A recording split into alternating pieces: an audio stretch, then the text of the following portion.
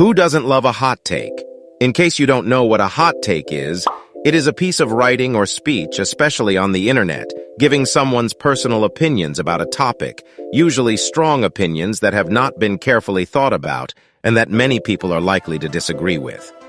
Without hot takes, the NBA would be a pretty boring space with everyone agreeing to the same statements. The reason why the LeBron-Jordan debate is so interesting is because you get to hear both sides and hear all sorts of opinions. Hot takes can vary.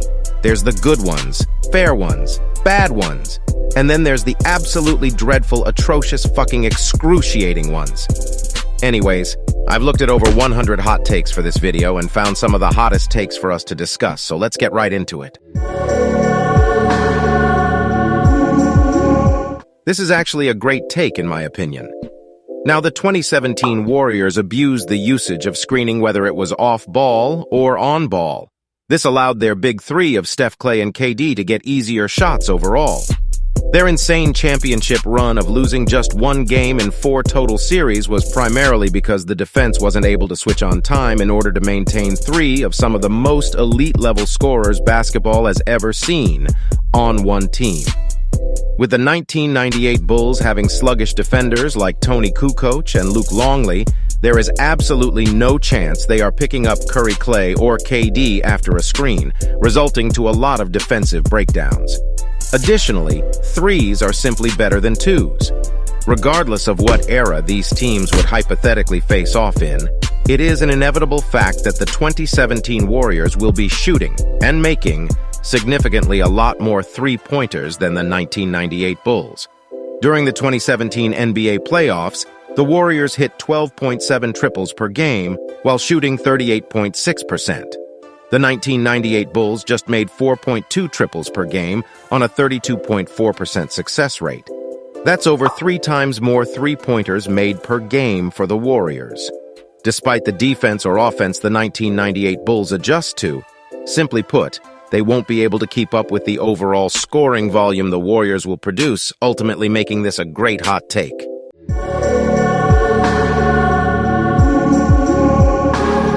No, the fuck he doesn't.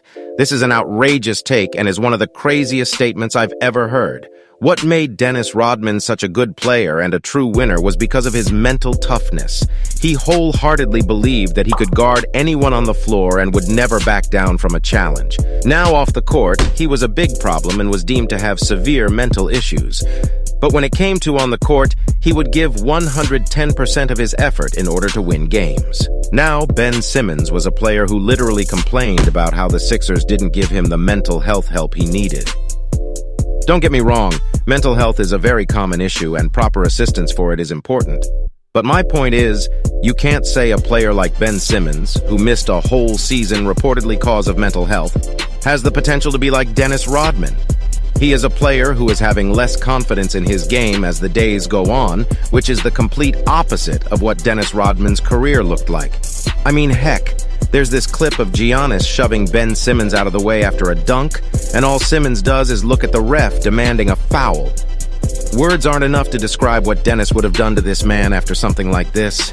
Ben Simmons is way too soft and lacks too much confidence to be anything close to Dennis Rodman, which is ultimately why this is a horrible take.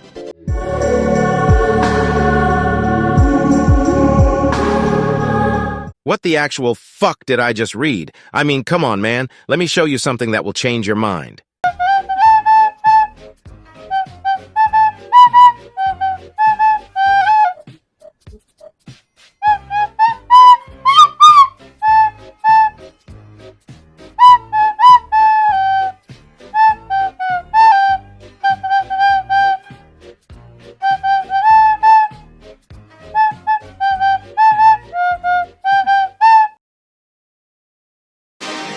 Brand new bag for pro, but I didn't pay for it.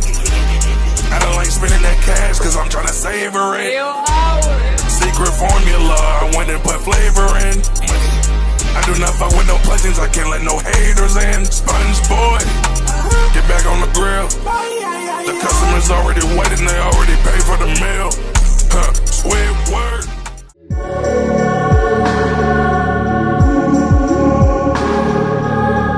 Now, I actually like this one. Obviously, with the Suns having the big three of Kevin Durant, Devin Booker, and Bradley Beal, it seems as though they are the heavy favorites. Unfortunately, I don't think this team can even make it to the Western Conference Finals. Now, first things first. Kevin Durant's health is a major setback. It's almost guaranteed that KD won't be able to stay healthy as he's approaching 35 years of age.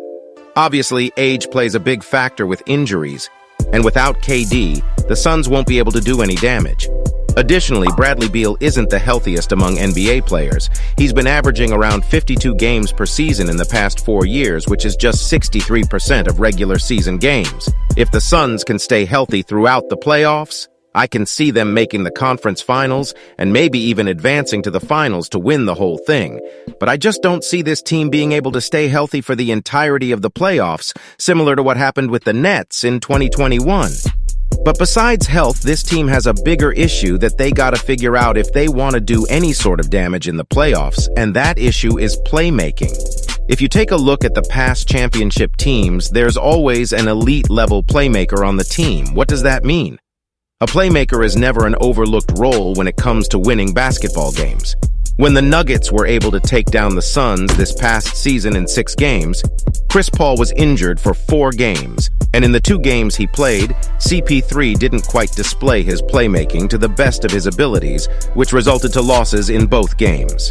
He averaged just 5.5 assists and 8.5 potential assists in 2 games, compared to his 8.9 assists and 16.5 potential assists on the season.